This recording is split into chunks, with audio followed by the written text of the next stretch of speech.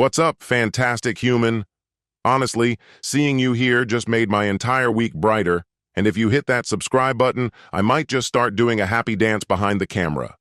Ready to dive into some awesome content together? I never expected my world to come crashing down on a seemingly normal weekday night. My name's Ethan Cole. I'm 37, a software developer based in the fast-paced city of Portland.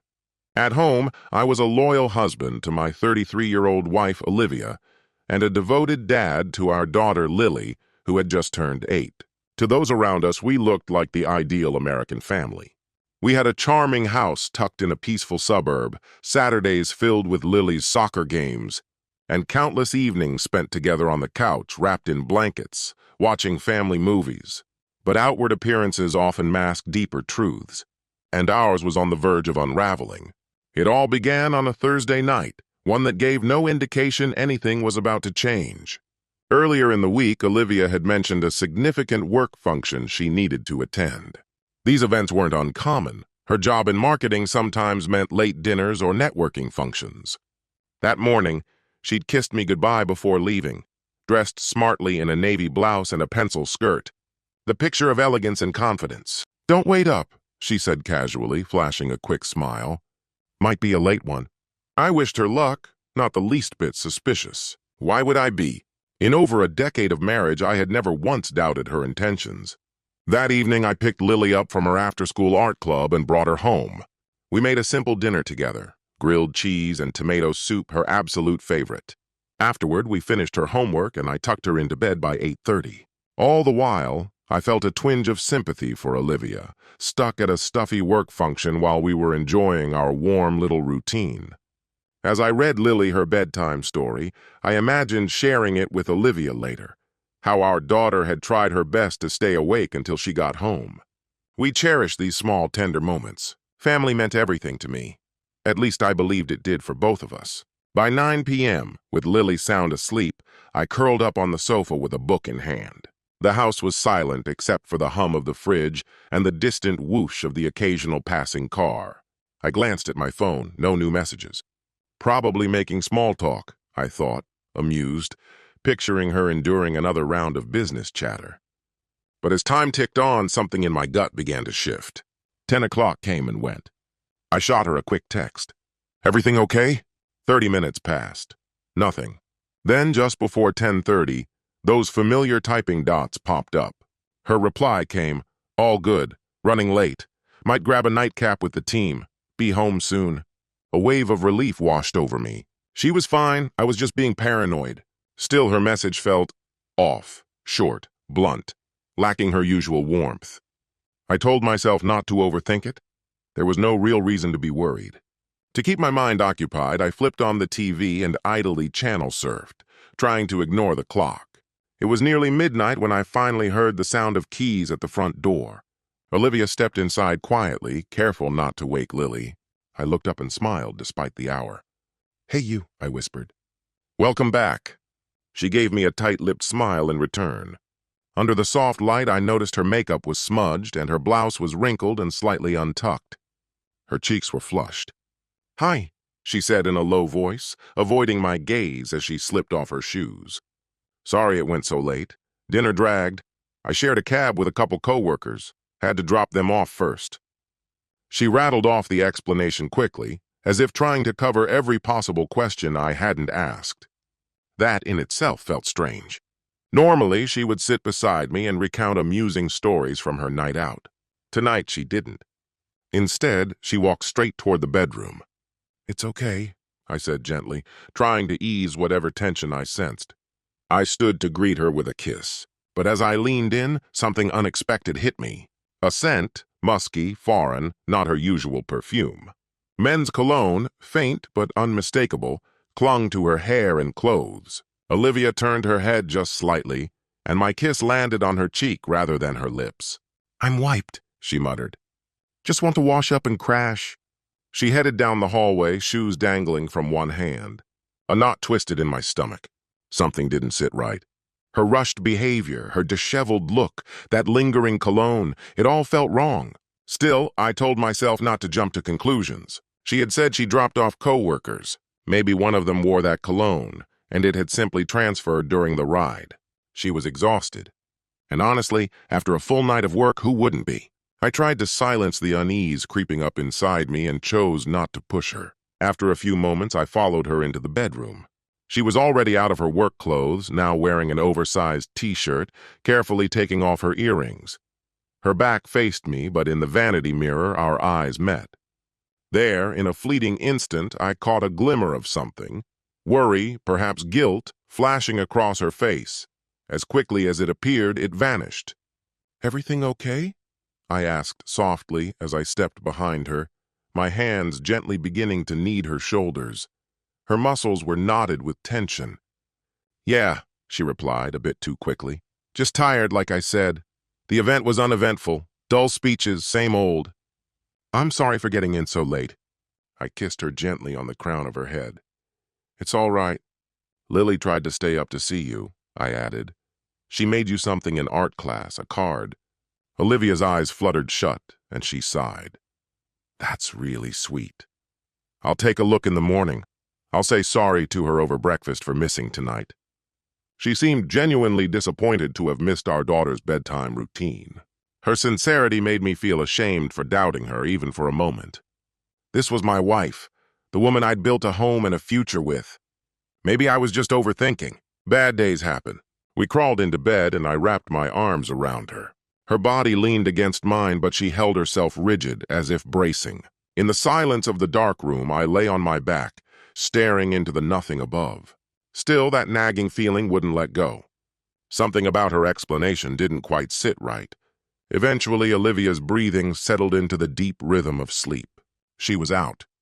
But I remained awake, listening to the night outside, the chorus of crickets, the occasional rustle of wind. A slow, inexplicable dread had started to settle in my gut. I had no idea then how quickly everything would unravel, or that the truth would come from someone I least expected. The days that followed were bizarre in their normality, yet charged with tension. Nothing overt happened. We stuck to our daily rhythms: work, school drop-offs, errands. Olivia behaved as if everything was perfectly fine, smiling over coffee, making jokes about reality shows. But I noticed she was sidestepping anything remotely serious. At night, she was glued to her phone or already asleep by the time I climbed into bed. A quiet shift had occurred between us, unspoken yet unmistakable. She was still Olivia on the outside, but something about her felt off, as if she was a stranger wearing the skin of the woman I loved. I kept telling myself I was being irrational. A single unusual night couldn't possibly erase the years of love, trust, and shared history. I tried to focus on being present, at work, with Lily, around the house. I hoped the unease would dissolve with time. A part of me wanted to confront her, just come out and say it. But I had nothing real to stand on, just an odd story and a gut feeling. Starting a fight over suspicion alone could do more damage than good. So I bit my tongue. I watched and waited. The doubt was a weight I carried silently. Then, on Sunday afternoon, 3 days after that work event, something unexpected happened. I was out front, yanking weeds from the garden beds while Lily doodled on the driveway with chalk. The sun was warm on my shoulders. A quiet spring day. That's when I saw our neighbor's garage door lift open across the street.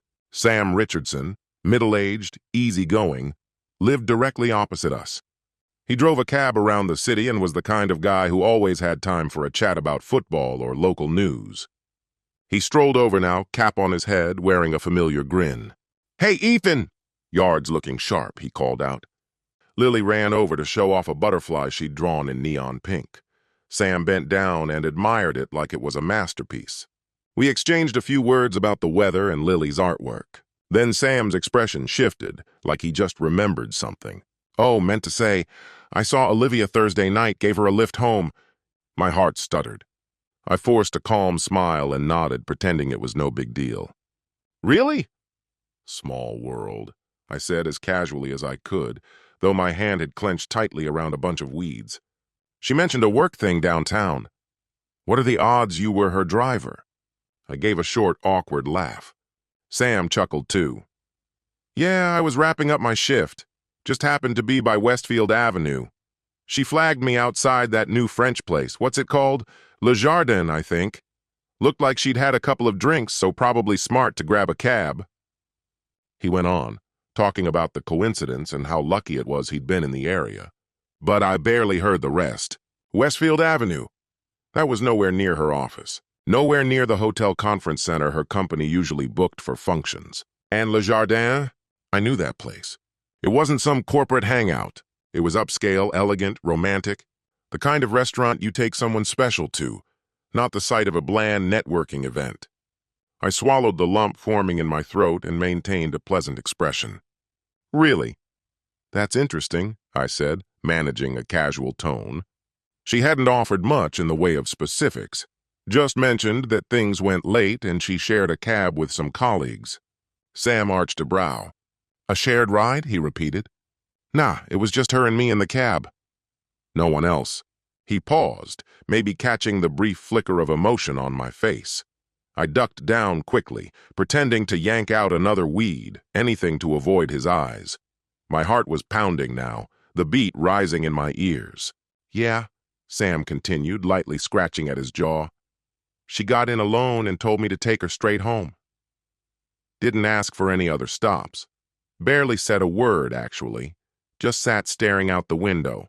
Looked tired, I guess. I dropped her off close to midnight. Gave me a generous tip, too. He grinned, clearly unaware of the internal chaos erupting inside me. Midnight, straight from a high-end restaurant nowhere near her office, alone. The truth was suddenly glaring and brutal. Olivia had lied. There hadn't been a shared ride with co-workers. She wasn't anywhere close to her supposed work event. While Lily and I ate grilled cheese at home, Olivia had been somewhere else entirely, likely with someone else. Le Jardin wasn't a business dinner, it was something far more personal. I fought to keep my voice steady. Thanks for telling me, Sam. Glad you were there to make sure she got home safe, I said, hating how civil my voice sounded, as if we were chatting about weekend plans. Inside, fury and nausea twisted in a tight knot. No problem, buddy, Sam replied easily, then glanced at his watch. Well, I've got to finish up some errands. Say hi to Olivia for me, yeah? Maybe I'll see you guys at that block party next weekend? Yeah, sure. Take care, Sam, I said, forcing a smile as he turned and walked away. As soon as he was out of sight, I exhaled shakily, only then realizing I'd been holding my breath. I turned and saw Lily still deeply absorbed in her sidewalk chalk masterpiece, completely unaware that her world had just tilted. My hands were unsteady. I leaned against the porch railing, trying to ground myself. My mind reeled with possibilities, each one darker than the last. A romantic dinner, no coworkers, no professional obligation. Who had she really been with? The answer came swiftly, painfully. Another man. The thought made me nauseous. How could she do this to us? Smile at me, kiss our daughter goodnight, all while hiding this? The weight of betrayal crushed down on me. I squeezed my eyes shut, trying to steady the emotional surge. Betrayal, rage, heartbreak. All of it was boiling beneath the surface, but amidst the wreckage, a colder, more calculated resolve started to rise. I couldn't confront her. Not yet. If I lashed out without concrete proof, she could just deny everything.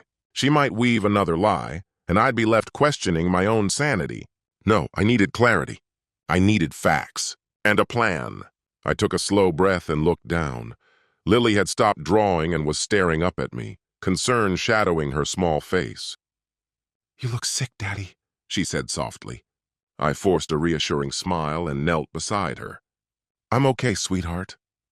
Just a little tired, I said, the lie tasting bitter. How about a snack? She nodded and slipped her hand into mine. As we went inside, I kept my composure, determined not to let Lily sense anything was wrong. While she munched on apple slices at the kitchen counter, I stood by the window staring blankly out toward the street. From here, I could just make out the edge of Sam's driveway. I felt a strange, grudging gratitude toward him. He'd unknowingly pulled back the curtain.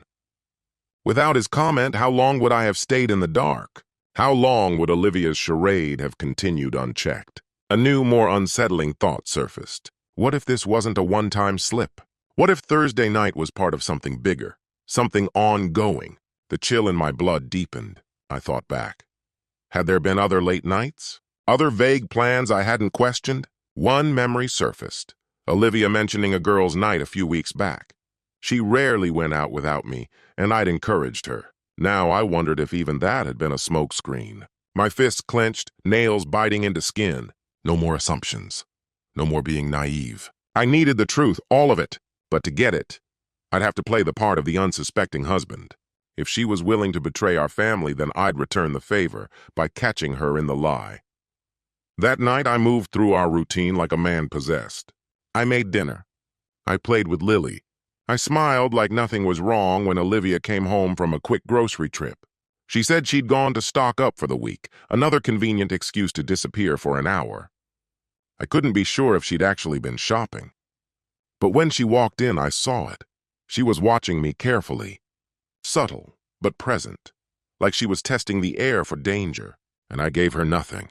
I summoned every ounce of composure I had to greet her with a warm expression and a kiss on the cheek, pretending everything was perfectly normal. If she could wear a mask, I could do the same. Though my chest was a wildfire of pain, my thoughts were already racing ahead, assembling the first moves in what would become a meticulous plan. I had a riddle to solve and a betrayal that demanded reckoning, and as much as it tore at me inside, I knew I had to be precise. This wasn't just about the ache in my heart. It was about safeguarding my daughter's future and making sure the deceit she'd sown didn't go unanswered. By the time I laid down that night, one truth had crystallized with blinding certainty. I refused to be a passive casualty. Olivia assumed she could humiliate me, that she could defile our marriage and still breeze through the door like everything was fine. She was about to find out just how badly she'd misjudged me. That night, while she slept peacefully beside me, I slipped away to the small office near our bedroom. Sleep was out of the question. My mind was a storm of thoughts. I quietly shut the door, powered on my laptop, and began shaping my counteroffensive. If my suspicions were right, I wouldn't face her in a rage-filled explosion. No, I would be deliberate, methodical. I wanted to corner her with proof so solid she couldn't weasel her way out or twist the narrative.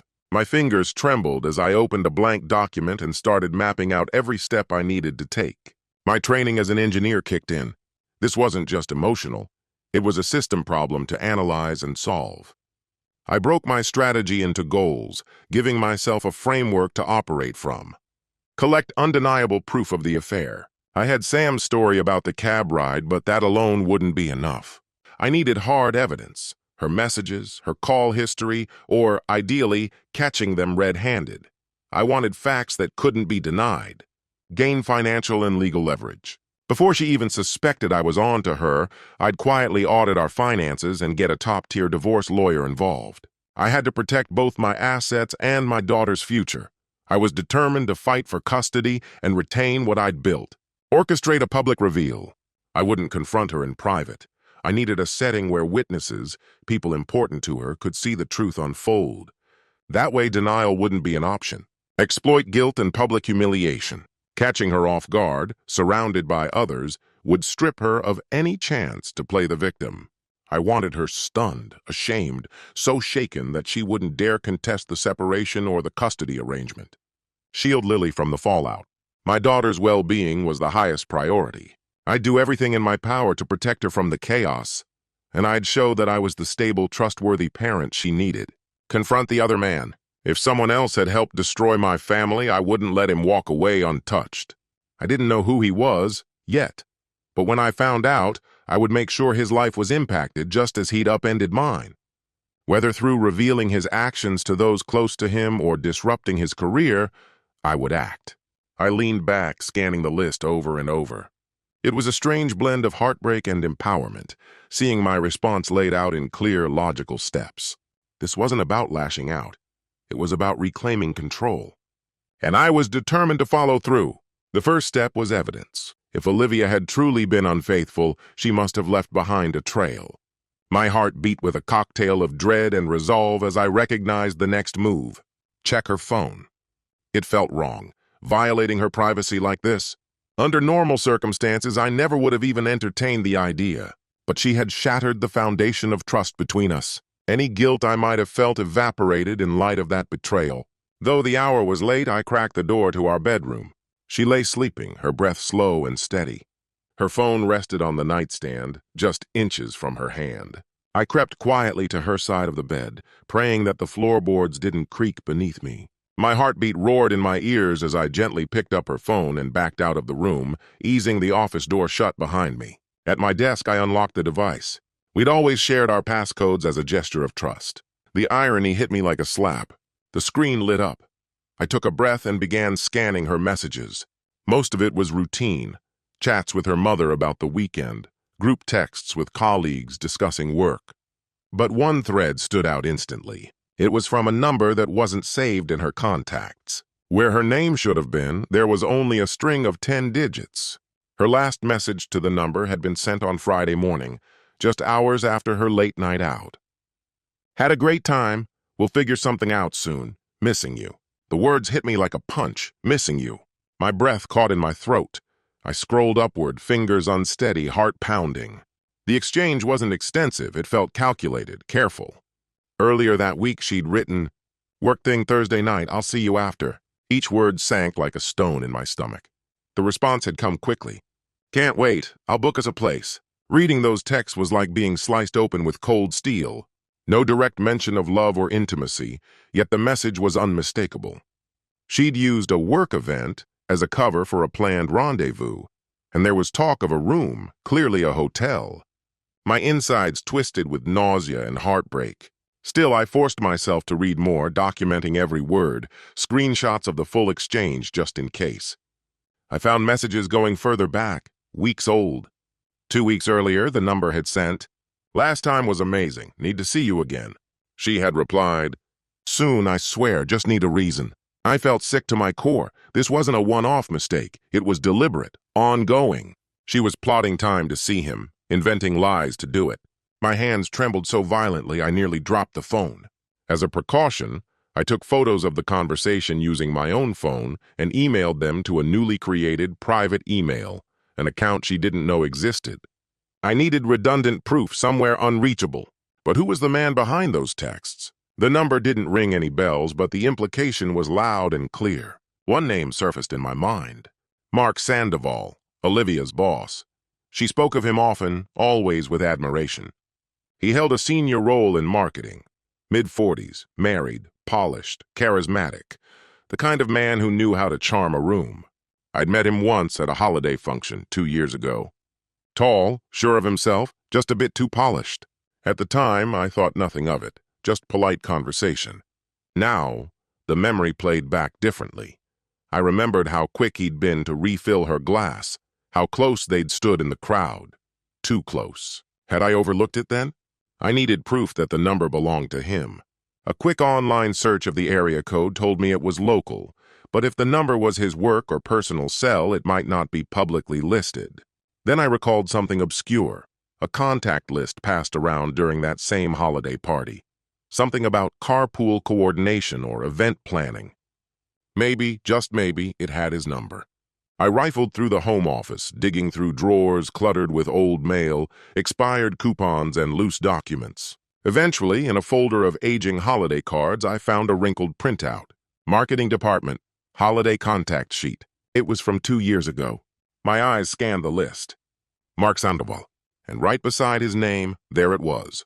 The same number Olivia had been messaging. The world seemed to tilt. It was one thing to suspect, another to have concrete confirmation. Her superior. The man who reviewed her work stayed late with her in the office. The man I'd never once thought to worry about. Now the betrayal ran deeper. She hadn't just violated our relationship. She'd entangled herself in a dangerous affair with a married man who held authority over her. I steadied myself. This was irrefutable proof. Silently, I set her phone back on the nightstand. She didn't stir. I turned to look at her under the faint glow of the bedside lamp. She appeared calm, ordinary, peaceful in sleep. But I couldn't square that image with what I now knew. A part of me wanted to wake her, confront her then and there, demand the truth. But I restrained myself. Not yet. With the evidence locked away, I turned my focus to the next step, protecting myself. The next morning, under the pretense of heading to work early, I left the house. My real destination, a lawyer's office. In the early hours before sunrise, I found myself combing through online listings for top-rated divorce lawyers in Portland. One particular name stood out immediately: Marilyn Cook. She had a formidable reputation, tough in the courtroom and especially renowned for winning custody battles, often representing betrayed spouses. Known for her precision and unrelenting approach, she seemed like exactly who I needed. By 7:30 on Monday morning, I was already in her sleek downtown office, situated high above the city with a clear view of the Willamette River. The night before, I'd sent her team a short email explaining my circumstances and the urgency behind them. To my surprise and relief, she offered me an early morning appointment, even before standard office hours. Sitting in her immaculately organized conference room, I felt an odd sense of composure, like I was simply ticking off an item on a work checklist. When Marilyn walked in, tall and self-assured in a tailored navy suit, she greeted me with a firm handshake. "Ethan, I'm sorry you're going through this," she said after we exchanged pleasantries. "But you've made the right move getting ahead of it. Now tell me everything." I laid it all out. What had happened that night, the taxi incident, the messages I'd uncovered. She listened closely, only breaking in occasionally to clarify a point or ask for a timeline. When I finished, she nodded slightly, her demeanor sympathetic but focused. "Oregon follows no-fault divorce laws," she explained. "In other words, the court won't assign blame for adultery when it comes to dividing property or making custody decisions." Then she raised a finger. "That said, judges are people. Evidence of infidelity can still color their perception in subtle but meaningful ways." She went on to say that if Olivia had spent joint money on hotels, gifts, anything related to the affair, we could argue financial misconduct. That might help shift asset division in my favor. I hadn't even considered that angle before. "She might have," I said. "I haven't reviewed our credit card activity yet, but I will." That immediately became another item on my growing mental checklist. Marilyn shifted the conversation to custody. "In terms of your daughter, the courts care most about what's in her best interest. An affair on its own doesn't mean someone's an unfit parent. But," she continued, "if we can show that the affair interfered with parenting, if she neglected your daughter to meet the other man, for example, or exhibited erratic behavior, then that's a different story." She looked at me. "Do you think she'd agree to let you have primary custody if pushed?" I paused to think. If she's deeply invested in this new relationship, and if I catch her publicly, where others can see, she might not want to drag things out in court. "She's a good mom, generally," I added, "but I could see her wanting to avoid a humiliating battle, especially if I have public support." Marilyn gave a knowing, faint smile. "Public shame can be a powerful negotiating tool," she said. "I've seen plenty of cheating spouses fold quickly to avoid airing their dirty laundry in court. If we play it right, she might agree to your terms: full custody, low or even no alimony, and a favorable split of the marital assets." Her words were exactly what I needed to hear. We then mapped out next steps. I should quietly collect and copy all key financial records: bank accounts, retirement portfolios, real estate documents, insurance files. She warned me not to conceal or transfer assets. Doing so could come back to haunt me legally. However, withdrawing up to half from any joint accounts into a separate one under my name was perfectly within my rights and offered a level of financial security. She also recommended keeping a personal journal to log anything unusual related to Olivia's parenting behavior. Instances where she might have been inattentive or absent due to her affair should be documented in detail. Most importantly, Marilyn agreed that confronting Olivia in the presence of others could be strategically useful. If you bring this to light in front of her parents or close friends, the social pressure might make her more cooperative, she said. Of course, it's a calculated risk. Emotions can spiral, but considering what you're aiming for, it's a tactic worth considering. Before I left, she handed me her business card. "When you're ready, we can proceed," she said. "It might be wise to have everything drafted ahead of time. That way, if you choose to confront her, you can hand over the papers immediately. Timing can matter." I nodded, impressed by how strategically she approached every aspect of the process. We agreed she'd prepare the initial divorce petition and custody request based on the evidence I provided. I also gave her printed screenshots of the text messages and a detailed written account of what I had discovered for her records. As I stepped back into the brisk morning air outside her office, I felt more in control than I had in weeks. For the first time since everything fell apart, I had a strong legal ally and a clear plan forming. In the days that followed, I followed Marilyn's guidance exactly, step by step.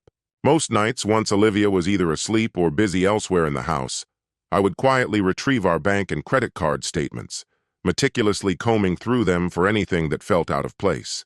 That's when I came across a $350 charge at a Grand Vista hotel, dated the same night she had claimed to be at a work event, almost certainly the room. I filed that away with the growing collection of evidence. I also backed up our financial records onto a USB stick, which I stashed in a place Olivia would never think to look. Meanwhile, I started observing how her focus on Lily had slipped lately. She had forgotten to sign 2 separate school permission slips and missed a scheduled teacher meeting, both things she had always prioritized without fail. I couldn't help but wonder if he was the reason for her distraction. Every observation, every inconsistency, I noted them all in my journal. And more importantly, I began to prepare for the moment of truth. When the time came to confront her, I knew I needed someone else present, specifically our neighbor Sam, whose involvement would be pivotal in unmasking her deception. But I didn't want to stop there. I decided her parents had to be there too. They'd always treated me like one of their own and adored Lily. If they witnessed Olivia's betrayal firsthand, not only would I have their support, but they might help her face the reality she was trying to hide. Part of me also believed they deserved to know. They saw their daughter as a devoted spouse. They had a right to the truth, just as I did. Next, I had to choose the right setting. A dinner at our home seemed like the perfect stage, familiar, casual, unlikely to arouse suspicion. We'd hosted dinners before, so this one wouldn't seem out of the ordinary. I planned to tell Olivia I wanted to thank Sam properly for helping her that night. Just a friendly gesture. I would also invite her parents under the guise of a simple family evening. I even considered including one of my close friends, someone who knew both of us and could offer moral backup if things spiraled. Once everything was set, I chose the upcoming Saturday evening. That gave me 5 days. The timing was ideal. A weekend meant no one would be in a rush to leave, and 5 days was short enough that I wouldn't have to pretend for too much longer. Living under the same roof with Olivia that week required restraint on a level I didn't know I had. Every morning, I'd wake next to her and fight the urge to recoil, haunted by the image of her in someone else's bed that night she claimed to be working. Each evening, we'd talk about our days as if nothing was wrong, though my head was screaming with everything I'd uncovered. At times, I caught her studying me carefully, maybe trying to read whether I suspected anything. I made sure to play the part convincingly, warm enough to appear normal, but careful to avoid any kind of intimacy. I faked a mild cold for a couple of days to explain why I was going to bed early or keeping my distance. If she had any doubts about my behavior, she kept them to herself. She seemed quietly relieved not to be pressed for closeness or questioned about her so-called work trip. The most difficult moments were the ones with Lily. I made sure to keep everything calm and light around her, our routines unchanged. Family dinners, helping her with schoolwork, a movie night curled up together on the couch. I savored those moments even more, knowing they were likely among the last we'd share as a whole family. Those small joys only strengthened my resolve. Olivia had already broken the trust that held us together. I was merely biding my time to reveal it. Finally, the moment came. On Wednesday evening, as we cleaned up after dinner, I casually mentioned, "Oh, I bumped into Sam yesterday. You know, the neighbor who gave you a lift home last week?" I kept my tone light, friendly. "I invited him over for dinner Saturday. Thought it'd be nice to thank him properly, just a casual little thing." As I'd expected, Olivia's reaction was subtle but telling. She froze momentarily at the sink, her hands stilled in the suds. "Oh, really?" she said. Her voice was measured, but I detected a flicker of tension beneath it. "Yeah," I said, feigning ignorance. "I also thought your parents could come by. We haven't had them over in ages, and I know they love your pot roast." I added a light chuckle to sell the act as though it were no more than a pleasant idea.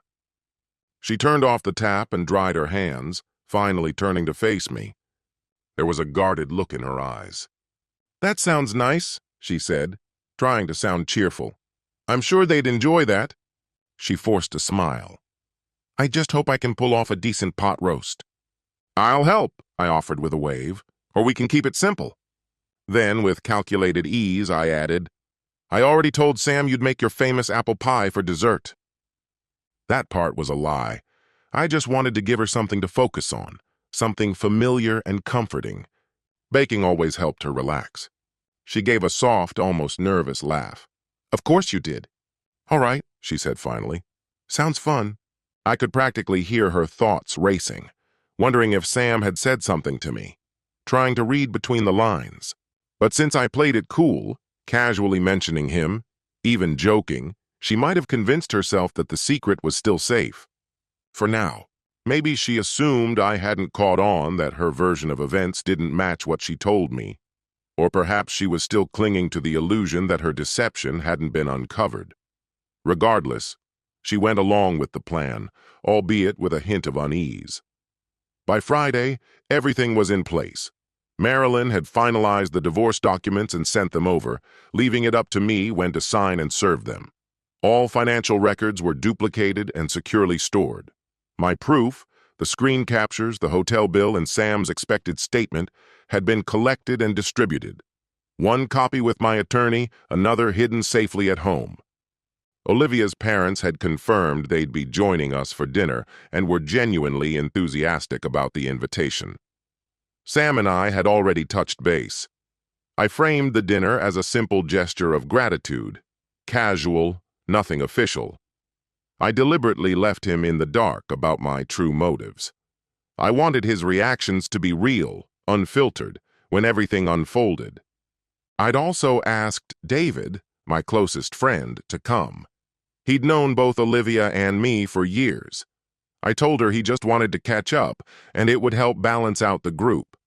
In truth, I needed his presence for emotional backup, and as a second pair of eyes when everything came to light. He was the only one I trusted with the full story in advance. I had told him everything on Thursday. David had been rightfully furious on my behalf and agreed to come, not just as a friend, but in case things turned chaotic and I needed someone in my corner. With all the preparations done, all that remained was to get through one final day before everything was set in motion. Friday at work was torture. My thoughts were consumed by what was coming. I kept running through different versions of the confrontation, trying to predict Olivia's possible responses. Would she flat out deny everything, even when confronted with hard evidence? Or would she crumble and confess the moment she realized there was no escape? Either way, I had made up my mind to stay composed, to not let her tears, screaming, or anything else steer me off course. By the time Friday night rolled around, I was a ball of tightly wound nerves hiding behind a calm front. Olivia mentioned I seemed restless. I just smiled and said I was looking forward to the weekend. The truth was, I was counting every passing hour. We went to bed without speaking. I didn't try to reach for her, and she made no move toward me either. We lay there like strangers, sharing a bed divided by an invisible chasm of betrayal. In the darkness, my eyes fixated on the outline of the marker, tucked into the pocket of the jacket I had draped over the chair, a thick, black, permanent marker that would play a pivotal role in tomorrow's events. The metaphor of writing on the wall didn't escape me. Within 24 hours, everything hidden would be made unavoidably clear, in literal black and white. I took a slow breath and closed my eyes. This was the point of no return. I had done everything I could to prepare. After tomorrow, the comfortable illusion we'd maintained would be shattered. And from the wreckage, I would begin again. A new life. One grounded in truth. For Lily and for myself. The dinner of revelation. Saturday crept by at an agonizingly slow pace. As the afternoon wore on, the house filled with the rich, savory scent of pot roast and the warm, spicy notes of Olivia's apple pie. In the kitchen, I moved through the motions with practiced ease, helping Olivia set the table, as though this were any other casual dinner with family. From the outside, we must have looked like a loving couple hosting a pleasant evening. Inside, I was a storm of nerves and restrained anger. Every sound, the clatter of plates, the soft brush of her hand as we passed, sent a shock wave through me, a reminder of the storm that was about to hit. Olivia seemed more subdued than usual, clearly uneasy. Maybe it was Sam's presence she was dreading. Twice, she seemed on the verge of saying something, only to change her mind. I kept up the small talk, trying to maintain a sense of normalcy. I brought up Lily's latest school project, commented on the weather, anything that would help hold the illusion just a little longer. At 6 p.m. sharp, our guests began to trickle in. First through the door were Olivia's parents, Michael and Carol. They arrived with wide smiles, bearing a bottle of wine and a bouquet of fresh flowers. "It smells amazing in here," Carol exclaimed as she hugged me warmly. "Thanks so much for having us." "It's been too long." "Always happy to have you," I replied with a friendly tone, giving Michael a strong handshake and a pat on the back. Olivia greeted them with a stiff smile before hurrying to fix drinks. I noticed she avoided meeting their eyes for more than a second or two. Then David arrived. I greeted him with a brotherly embrace. "Good to see you, man," he said, locking eyes with me and giving a subtle nod. A silent confirmation. We were ready. I returned the gesture with a nearly imperceptible nod of my own. Everything was in place. Sam showed up a few minutes late, joking about how he was running on taxi driver time. "No worries at all, come in," I said, ushering him inside with practiced warmth. He handed Olivia a small potted plant. "Thanks again for the invite. Nice to have a night off with great people," he said cheerfully. If only he knew. Olivia's voice trembled slightly as she thanked him for coming. She was trying hard to mask her anxiety, putting on the appearance of calm. Wearing a simple blue dress and with her hair neatly styled, she looked every bit the gracious hostess. But her restless eyes told a different story. She kept sneaking glances at Sam and me as though she was trying to gauge what might unfold. Each time our eyes met, I gave her a soothing smile, pretending not to notice her unease. It seemed to both comfort her and deepen her uncertainty. We gathered around the table, Lily beaming as she settled between her grandparents. The start of the evening was unexpectedly pleasant.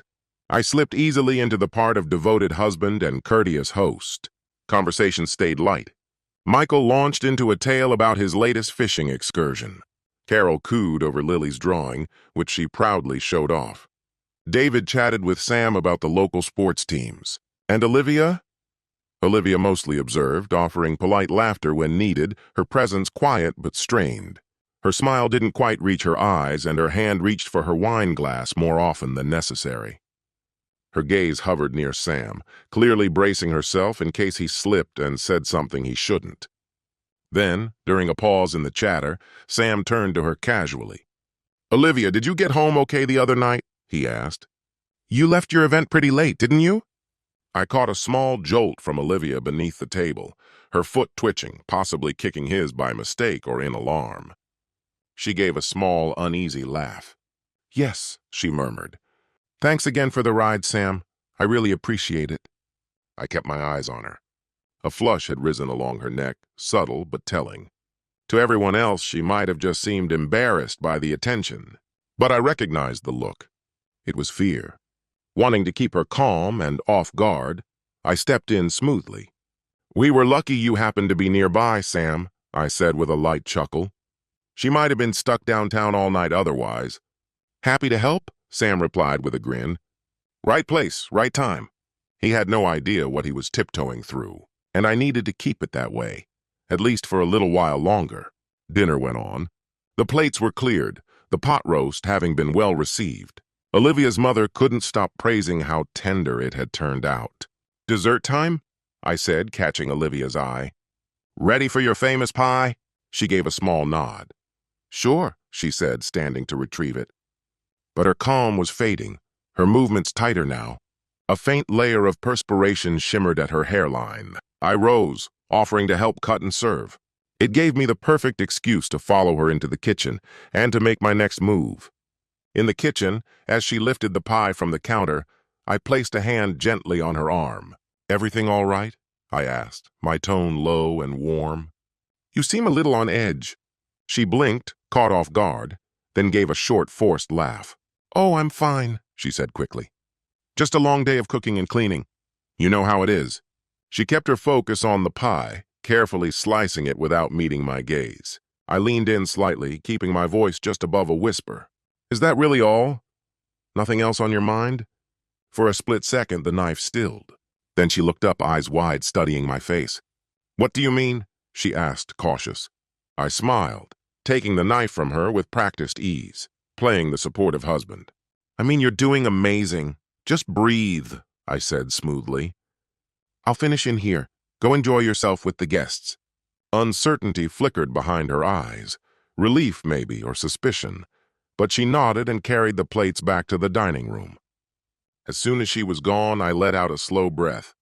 That was the last bit of reassurance she'd get from me. The pieces were all in place. From the inside pocket of my jacket, I pulled out the thick black marker I'd hidden, sliding it discreetly up my sleeve. My pulse thudded in my ears. Balancing the pie in one hand and concealing the marker in the other, I stepped back into the dining room. Lily was giggling, chatting with her grandparents when I returned. I loathed the fact that what I was about to do would shatter this peaceful, cozy moment. Still, it was a blow that had to be delivered. I met David's gaze and gave the faintest nod. He straightened up in his seat, instantly understanding that the moment had come. As the others savored the warm, cinnamon-rich apple pie, I slowly rose from my chair. "This pie is incredible, sweetheart," I said to Olivia. She glanced up, offering a small smile, probably thinking the evening's tension had passed. She couldn't have been more mistaken. "Thank you," she replied softly. I cleared my throat. "There's actually something I'd like to share. Just a quick little presentation, you could say." A few curious expressions turned toward me. Michael gave a light laugh. "Oh no, Ethan's bringing out the PowerPoints." I chuckled with the rest of them, playing along. Olivia's smile wavered. "What are you doing?" she asked, trying to sound amused. But I could hear the edge in her voice. She was nervous.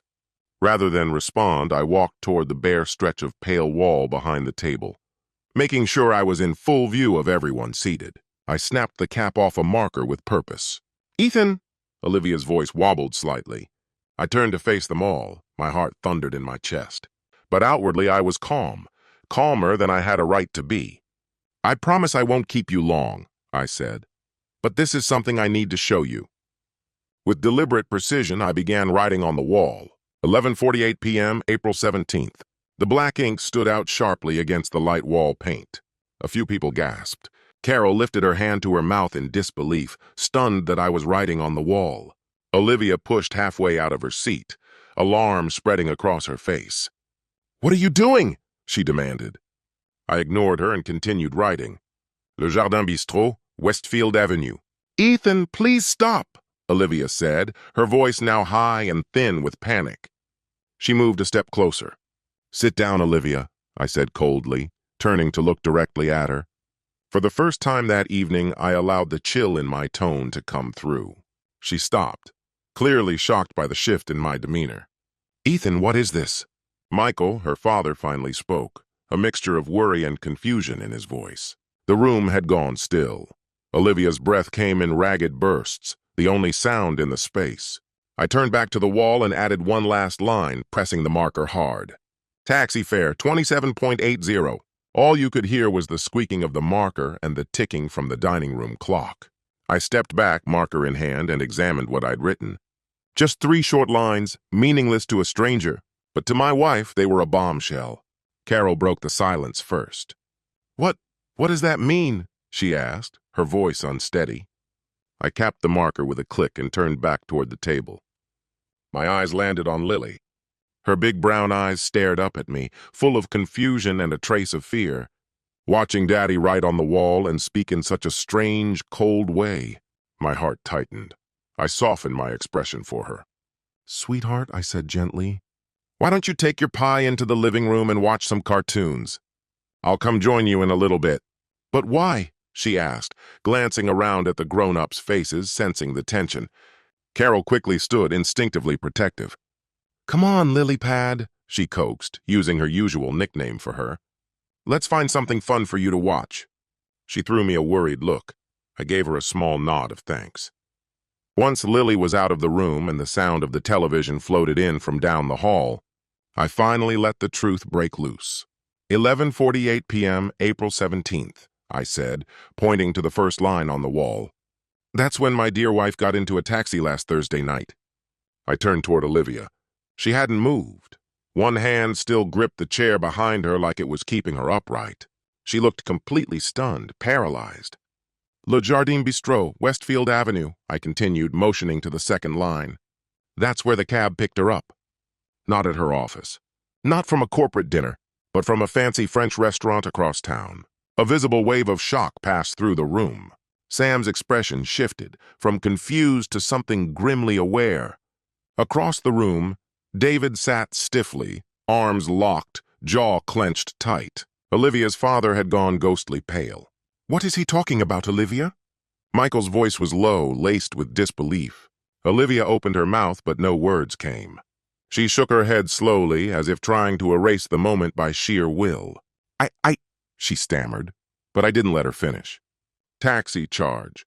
2,780, I said flatly, tapping the bottom of the receipt with a finger. My voice had taken on a cold edge.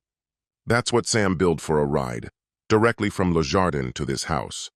I turned to face Sam, eyes locked on him. "Isn't that right, Sam? You brought her straight here. No detours, no other passengers." Sam looked stricken, caught in a trap he hadn't even seen until now. His eyes darted between us. Yes.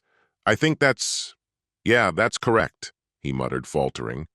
"I picked her up around then and drove her back. Just her." As the realization dawned, Sam's face colored with guilt.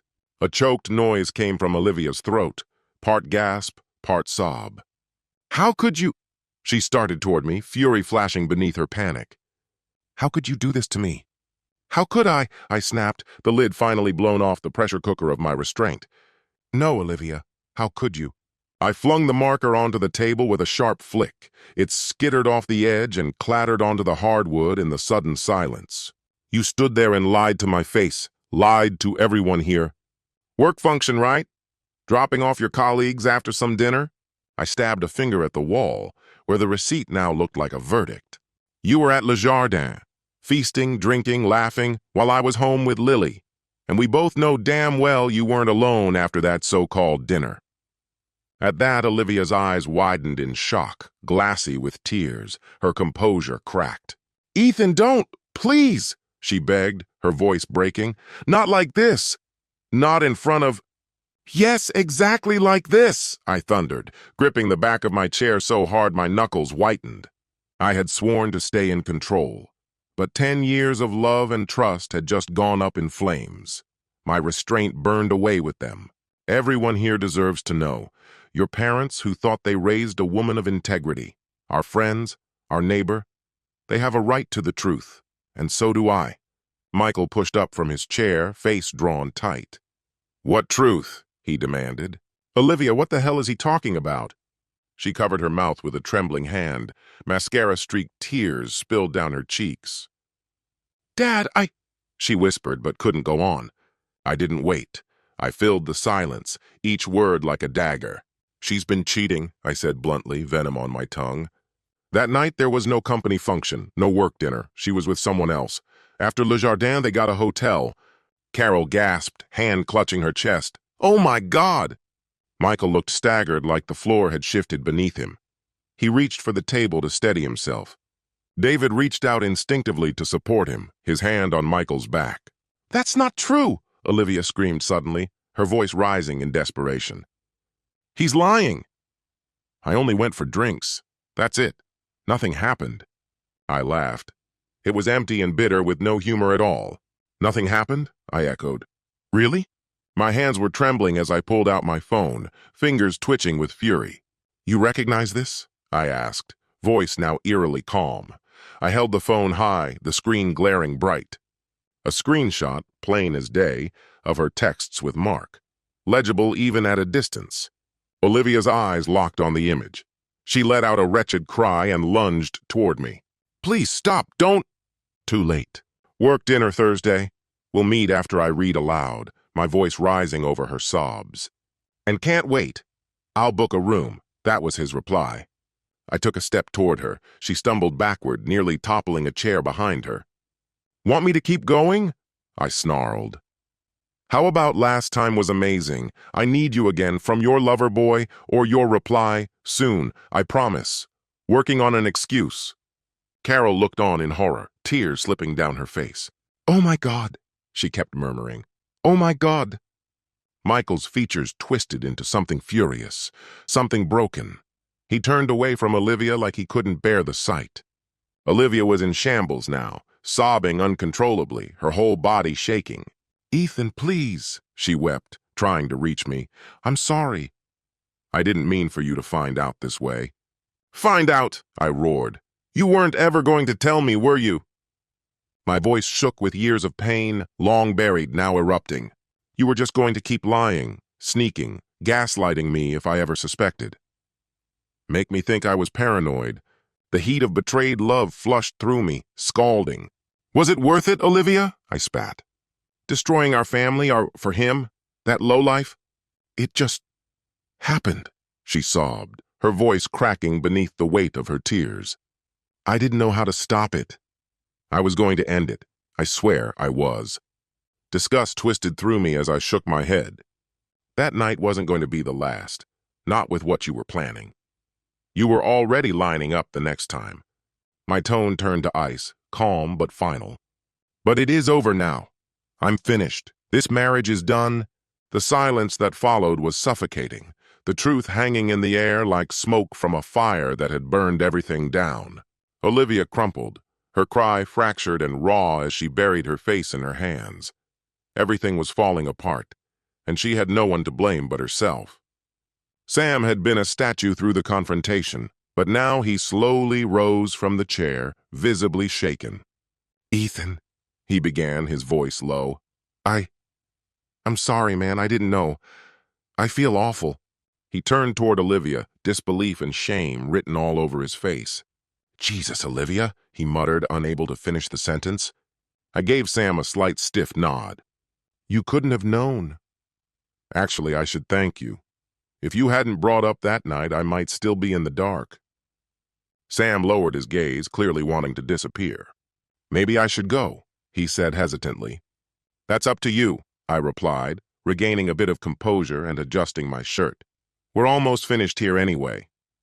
I turned back toward Olivia, who had slumped into her chair, shoulders trembling with sobs, her face buried deep in her hands. Her mother hovered behind her, gently resting a hand on her daughter's shoulder, silent tears running down her cheeks. Michael stood apart, staring blankly at the wall where the damning evidence, cold black letters, hung like a sentence passed down. His expression was hollow, stunned by betrayal. I moved around the table to the small drawer of the sideboard, where I had hidden the final act of tonight's reckoning. From inside, I retrieved a thick manila envelope. The noise caused Olivia to glance up, her face red and streaked with tears. This, I said calmly, contains the divorce papers. Her parents gasped. David's expression turned grim, and Olivia broke into fresh sobs. I had them drawn up yesterday, I continued, my voice now chillingly steady. I was back in control, methodical, deliberate. Filed under irreconcilable differences. I'll be submitting them Monday morning. I dropped the envelope on the table in front of her. It landed with a dull, conclusive thud. Ethan, please, she pleaded, her voice cracking. Don't do this. We can work through it. We can try counseling. I let out a sharp, bitter laugh. Counseling? Now you want to talk? You had all the time in the world to talk before you slept with your boss. Enough, Michael barked, recoiling at my bluntness. Even now he couldn't help but protect her. He shot me a look of warning, then turned his anguished eyes on Olivia. How could you, Olive? He asked, his voice breaking under the weight of betrayal. How could you throw this all away? Olivia reached toward him, her hand shaking. Daddy, I'm sorry. I'm so sorry. I ruined everything. I don't know why. But he stepped back, just out of her reach. His face was a mask of heartbreak and disbelief. My own chest tightened at the sight, but I forced myself to stay cold to remember. She needed to face what she'd done. You can say sorry 100 times, I told her, but it won't undo what you did. I'm done. Lily and I deserve more than this mess. The moment I said our daughter's name, Olivia let out a long, guttural wail. Lily? Oh God, Lily, what have I done? She began to rise as if she could go to her, fix it somehow. I stepped in front of her, blocking the path. I'll take care of Lily, I said firmly. What you need to do is pack a bag. Her eyes widened, frantic. Leave? But this is my house too. I don't have anywhere to... You should have thought about that before, I cut in, ice lacing every word. Go stay with your parents. Or with him, if that's what you want. I don't care. But you're not staying here tonight, I finished. I can't even bear to share the same air.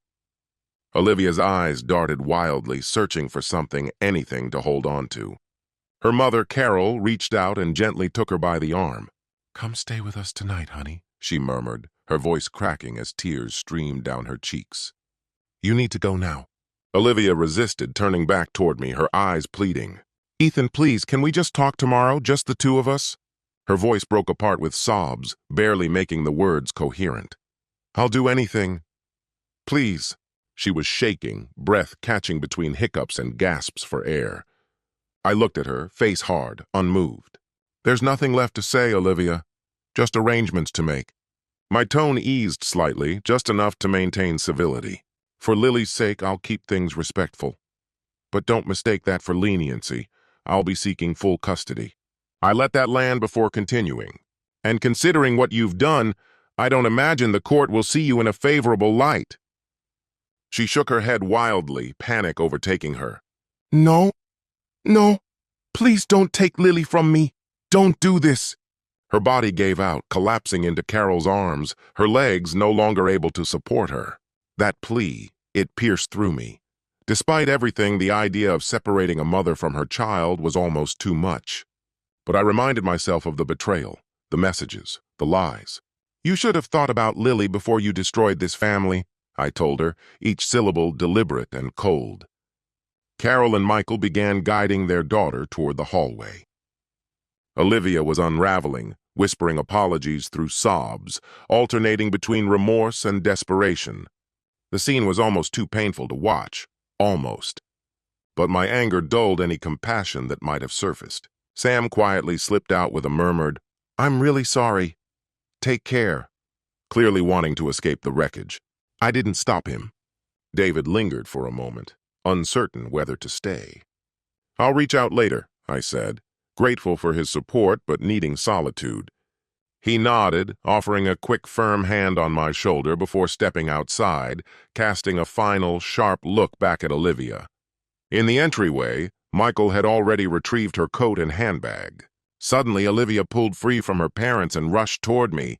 Dropping to her knees on the wooden floor, she clung to my hands. The shock of seeing her like that froze everyone. I'm sorry, I'm so sorry, she sobbed, barely able to get the words out. I love you, Ethan. I love our family. Don't do this. Please. I'll do anything. Don't take Lily away from me. Her cries echoed down the hallway. I stared at the woman I had once loved beyond measure, the mother of my child, now unfamiliar and broken. Her suffering no longer stirred the compassion it once would have. I gently pulled my hands from hers. If you had truly loved us, Olivia, you wouldn't have done this, I said quietly. Get up. Keep what dignity you have left. She stayed there a beat longer, face twisted in sorrow, until Carol gently coaxed her up, holding her close as they slowly walked her out. No more words were spoken. They disappeared into the cold night, and I closed the door behind them. The soft click of the latch sounded like the last note in the requiem of our life together. The silence that settled afterward was enormous. The house, once full of warmth and laughter, now felt hollow and unfamiliar. My legs buckled and I leaned against the wall for support. The same wall now marked with bitter memories. Only then did I realize I was trembling. The adrenaline was gone and all that remained was emptiness and pain. From the living room I heard the soft buzz of the television. Lily. I wiped at my face, surprised to find my own tears. Drawing a deep breath, I steadied myself and stepped toward the living room.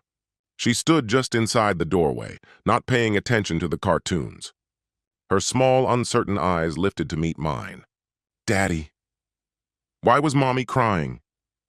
"Why did she leave with Nana?" she asked, her voice small and tentative. In that moment, looking at my little girl holding her stuffed bunny, a wave of fierce love and protectiveness crashed over me. I scooped her up, cradling her against my chest. "Mommy made a mistake, sweetheart," I said, my voice thick with emotion. "She hurt Daddy very badly, so she's going to stay at Nana and Papa's for a while." Lily's brow furrowed, her eyes welling with tears. "Are you and Mommy mad at each other?" I held her tighter, gently brushing her hair with my fingers. "It's something just between grown-ups," I murmured. "But listen, no matter what happens, I love you. And Mommy loves you too. That will never change. Ever. Okay?" My throat burned as the words left me. She gave a quiet sniffle and rested her head on my shoulder, silent and trusting. "All right," she murmured softly. "Let's get you tucked in, my little star," I said after a quiet pause. "It's getting late." I lifted her into my arms and started up the stairs. Her gaze lingered on the dining room behind us, on the half-cleared dishes, the mess from dinner, and the incriminating message still scrawled across the wall. "Daddy, you wrote on the wall," she said with an innocent curiosity, like she'd discovered a strange secret. I gave her a weary smile. "I did. It's okay, sweetheart. I'll take care of it later." Once upstairs, I settled Lily into bed, staying beside her as she clung tightly to my hand. Every time her eyelids fluttered open, checking that I was still there, I smiled gently back.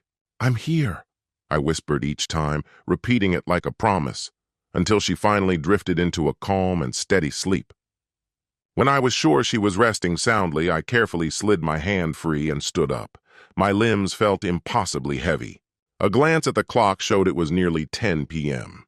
The day had stretched on endlessly, physically exhausting and emotionally devastating. I headed back down to the dining room. The scene looked like the aftermath of some emotional explosion, remnants of a family dinner now transformed into the debris of a collapsing life.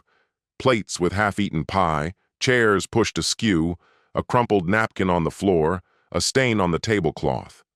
And on the wall, bold and unforgiving, the black marker message I'd written, a damning testament to the betrayal I had uncovered.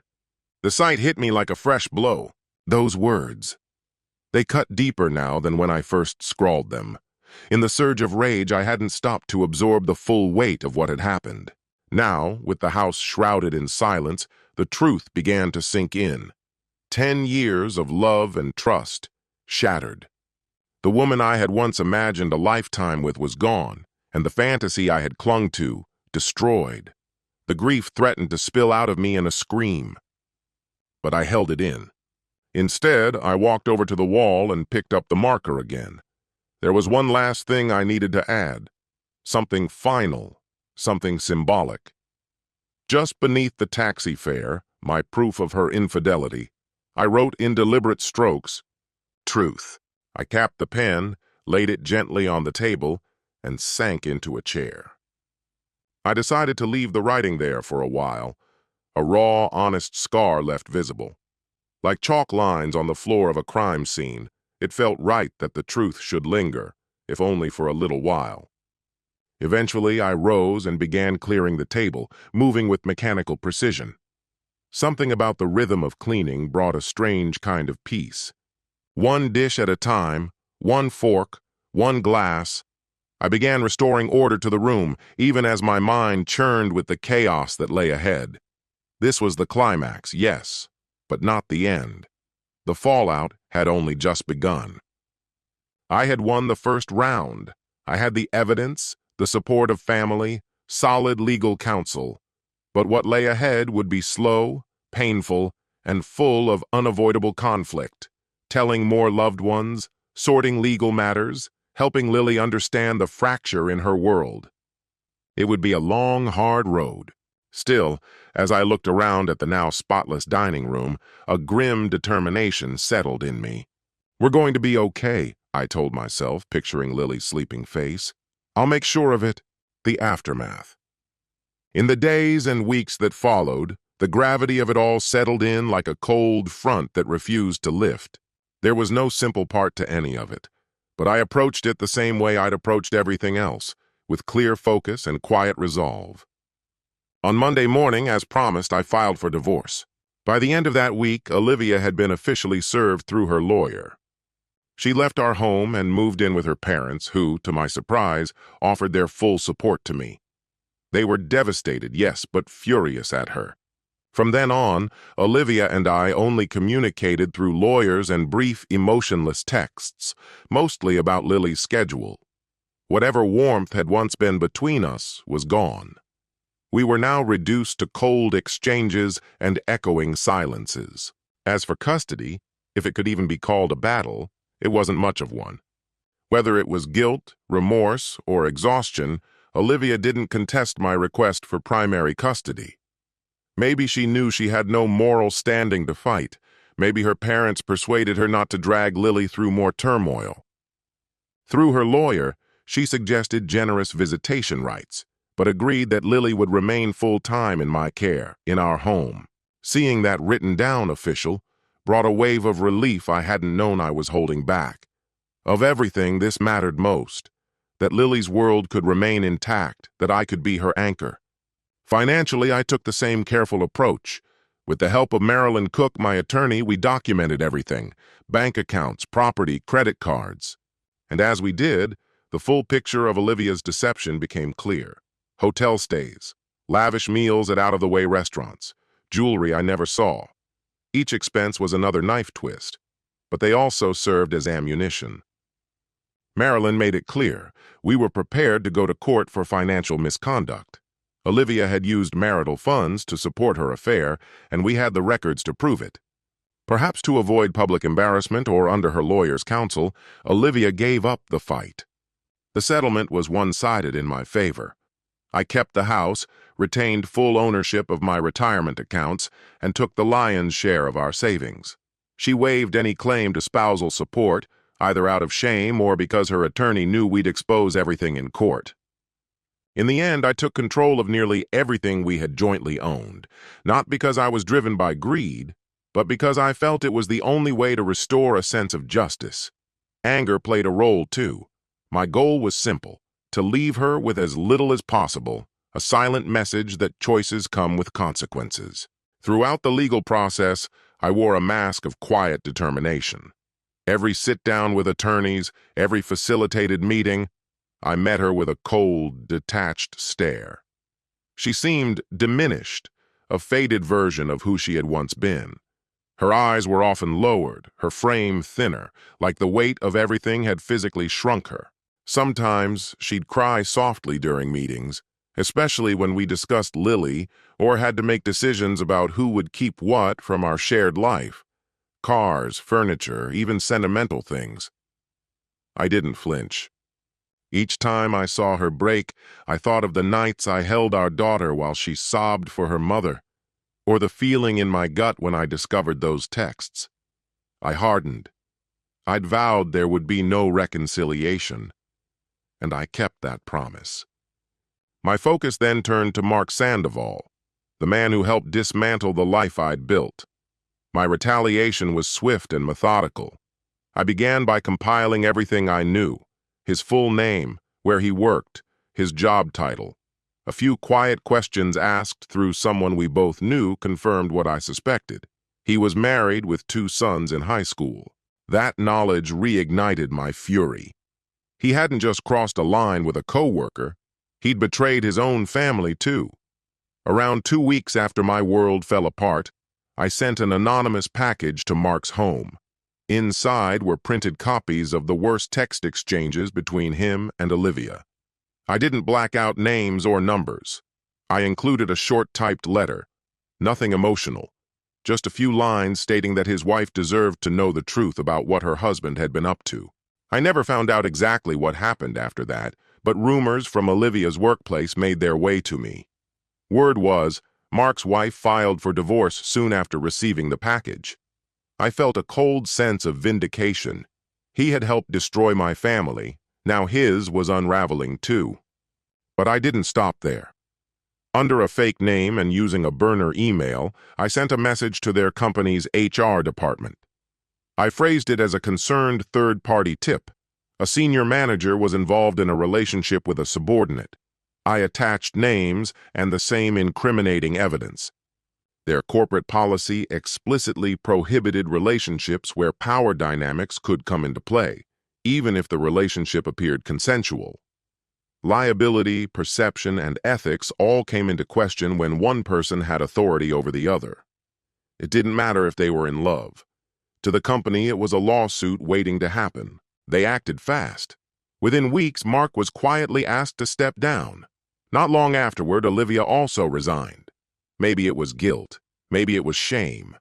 Either way, walking into that office surrounded by whispers must have become unbearable. In a matter of months, they lost more than just their marriages. They also forfeited careers that had defined a major part of their identities. The collapse was total. As spring gave way to summer, life began to stabilize. Lily and I were alone in the house now. I took some time off work right after everything to make sure I could be fully present for her. I arranged for a child psychologist to meet with her, just a few sessions, to help her understand what had changed. Mommy wasn't living with us anymore. Things between her parents were tense and unfamiliar. When I spoke to Lily about it, I chose words that were simple, age-appropriate. Mommy and Daddy had a big disagreement, I'd say. We're not going to live together anymore. But we both love you more than anything. It didn't make it easier. Many nights she cried herself to sleep in my arms, asking for her mother. Those were the times when my resolve wavered, when part of me wanted to call Olivia and ask her to come back. But I didn't.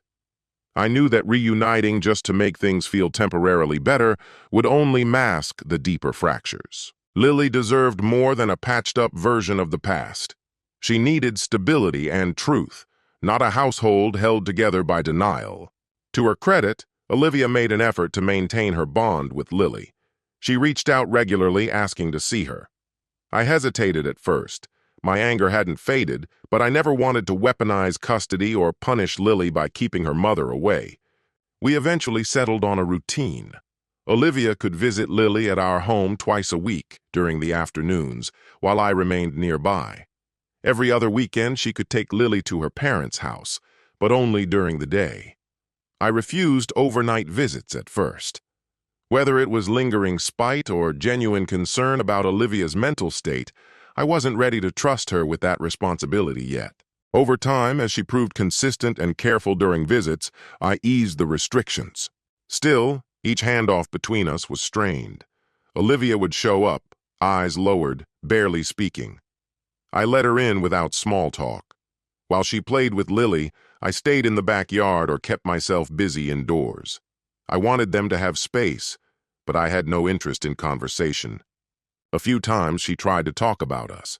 She tried to apologize again. I shut it down immediately. There was nothing left to say. The community, predictably, began to whisper. Our dramatic dinner party hadn't been widely publicized, but word leaked out over time. Sam, thankfully, never said a word to anyone about the details, but people noticed Olivia moving out. In a town like ours, the gaps in the story filled themselves in. Oddly, I found myself receiving unexpected support. Other parents at Lily's school began reaching out. A mom dropped off a casserole one evening with a quiet nod of sympathy. One of the dads from Scouts invited me for a beer and told me about his own painful divorce. It was like I'd been silently welcomed into a group I never wanted to join, the community of those left behind by betrayal. Their quiet gestures, the little kindnesses from people I barely knew, meant more than I expected. It reminded me I wasn't the only one. That humiliation, though it often feels like a solitary sentence, is a burden others have carried too and survived. By the end of summer, the legal proceedings had wrapped up. The court issued the final divorce decree, granting me full physical custody of Lily. Olivia would have visitation rights, as long as we could agree on the terms together. My attorney had insisted I retain final decision-making authority, a precaution that proved wise.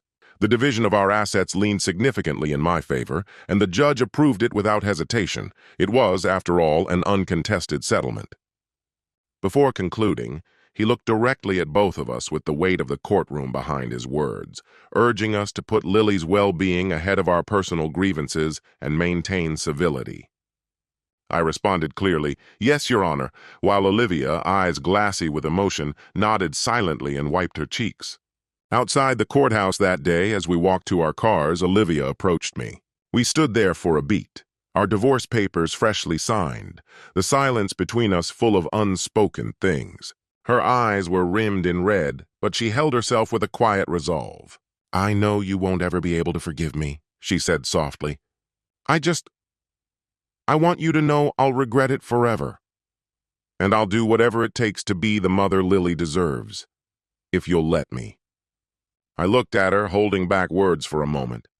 She appeared diminished somehow, not in stature but in spirit. She had once been everything to me, the axis my life spun around. Now she stood before me as a memory, a solemn warning about trust and its fragility. "That's your choice," I said at last. "If being a good mother is truly your goal, I won't get in the way, so long as it's what's best for Lily." I paused then, and after a breath added, "But forgiveness, I can't do that. What happened can't be erased. We'll both have to live with it." She gave a shaky nod, tears falling freely now. For a second I thought she might try to embrace me, but she didn't. We simply turned and walked away, accepting the ending for what it was. Wasting no time, I started reshaping our lives. The house, once filled with our shared memories, some warm, some painful, underwent a subtle transformation. I repainted the dining room wall where I had once scribbled out my anger in a fit of heartbreak.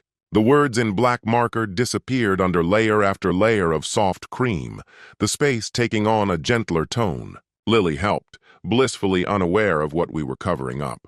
To her, we were just making the room prettier. We made it fun, dancing around with brushes and turning the job into a small celebration. With every stroke, I felt a little weight lift, a bit of peace returning. At work, I requested a lateral move to a role that allowed for more flexibility. I wanted to be there at school pickup, to cheer at soccer games, to never miss the little things again. Fortunately, my company was understanding of my circumstances and accommodated the change.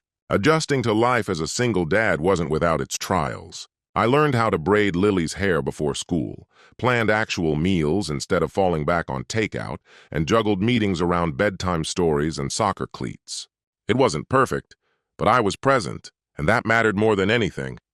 I won't pretend I came through unscathed. Some nights, after I'd tucked Lily into bed, the silence would close in around me. I'd lie there, unable to sleep, running through every painful moment again, sometimes angry, sometimes simply hollow. How had something I worked so hard to build fallen apart so quickly? It's a question I might never fully answer. But on those darker nights, when the sadness crept in, I'd peek in on Lily, watch her sleeping peacefully, and the purpose would come rushing back. She needed me, and I needed her. Together, we were moving forward. Little by little, I put the pieces back together. Epilogue, a new chapter. A year later, on a cool autumn day, I sat at the edge of the playground watching Lily laugh as she climbed the jungle gym. The trees around us blazed with reds and golds, and the crisp air carried the scent of fallen leaves and wood smoke. Holding a warm coffee in my hands, I let myself enjoy a quiet moment of reflection. So much had shifted in just 12 months. And yet, in Lily's joyful giggles and her fearless leaps from the monkey bars, I found a comforting familiarity. "Daddy! Look at me!" she called, hanging upside down with pride. I smiled, waving back. "I see you, sweetheart. Be careful." Not far from where I stood, Michael and Carol, Lily's grandparents, sat together on a bench. To my surprise, my relationship with my former in-laws had deepened since the divorce. Despite their heartbreak over Olivia's actions, they never turned their backs on Lily or on me. They hoped, like I did in some small way, that Olivia would grow, that she'd find a path forward. In the meantime, they became part of our circle again.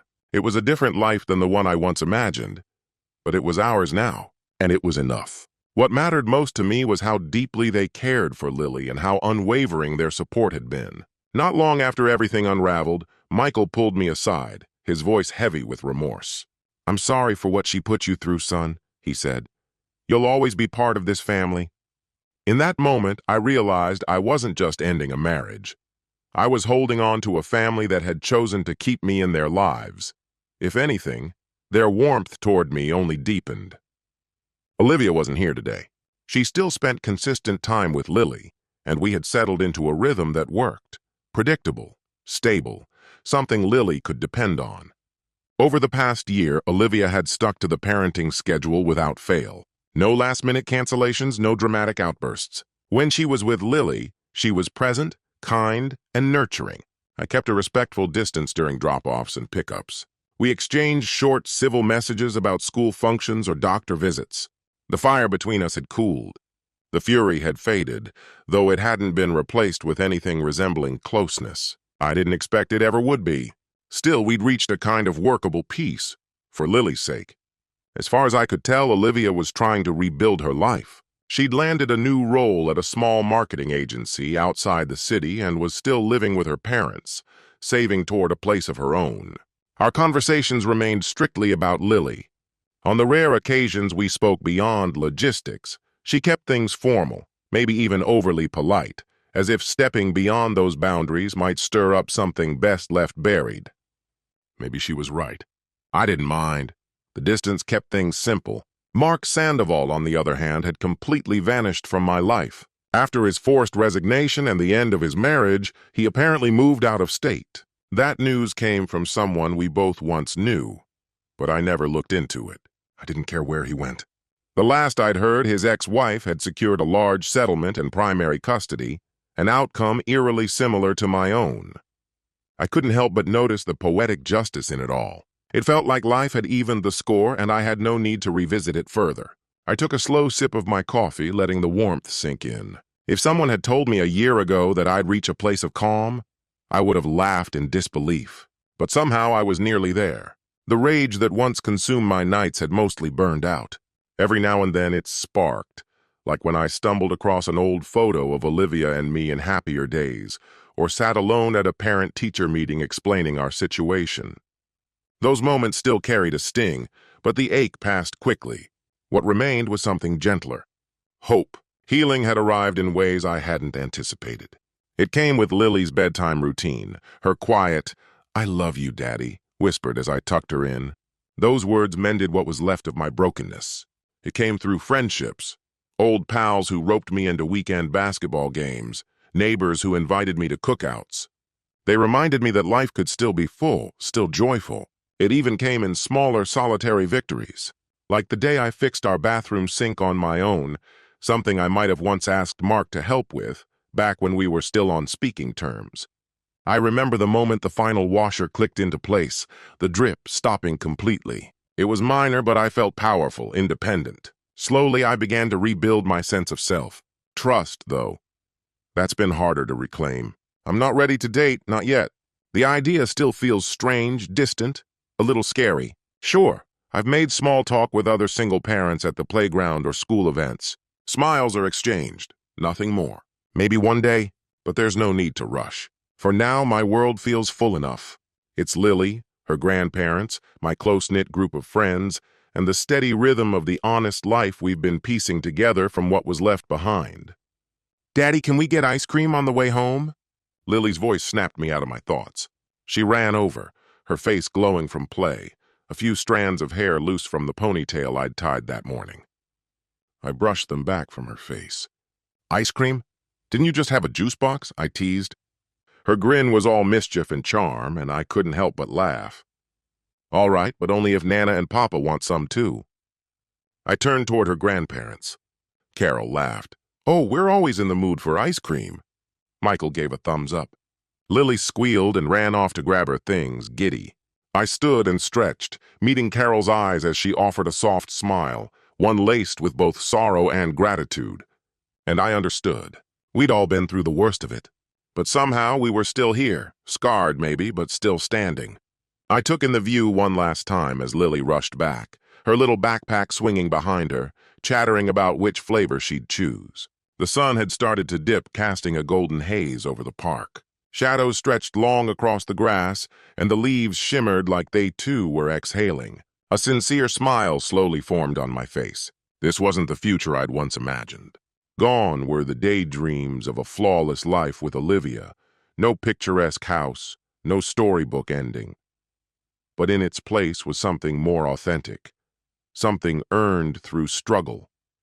It was a future built on honesty, where my daughter could grow up in a home free of deception, and where I could face my reflection each morning without shame, not as a man broken by circumstance, but as someone who had defended what mattered.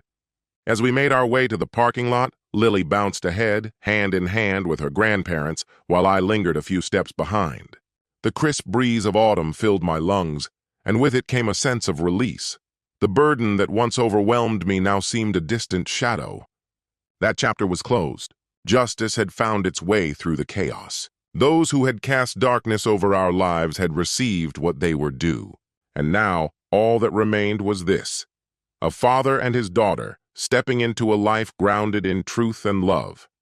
We're going to be all right, I thought, watching Lily tug Carol excitedly toward the little ice cream shop we always loved, just across the street.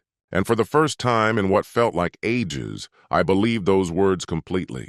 Casting one last glance at the golden horizon, I broke into a light jog to catch up, drawn forward by the promise of what lay ahead. A future untouched, full of hope, and ours to create.